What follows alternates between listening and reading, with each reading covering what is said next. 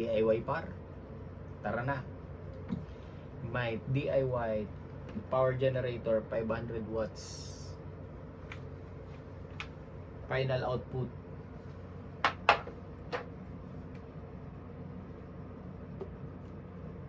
Tipsan battery 32650, charge controller, active balancer, then dito sa loob yung BMS, inverter nasa loob, then mga tawag niya fuse nasa loob din, may mga switch on. Full bat 13.1 volts 100%. Switch on ng USB cellphone charger.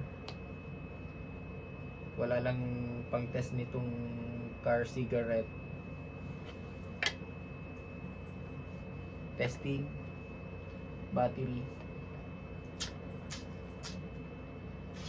cellphone,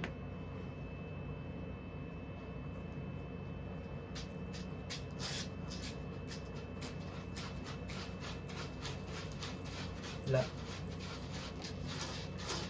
Yun, oh, yan. Bilang na diin.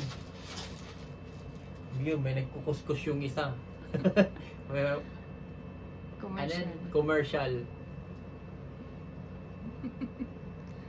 100 nag-charge.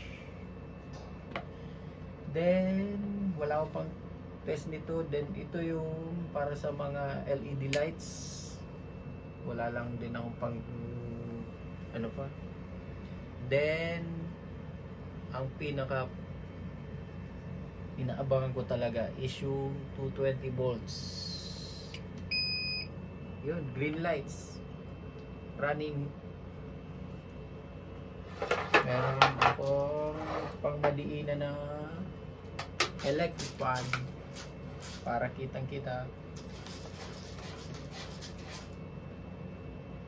Then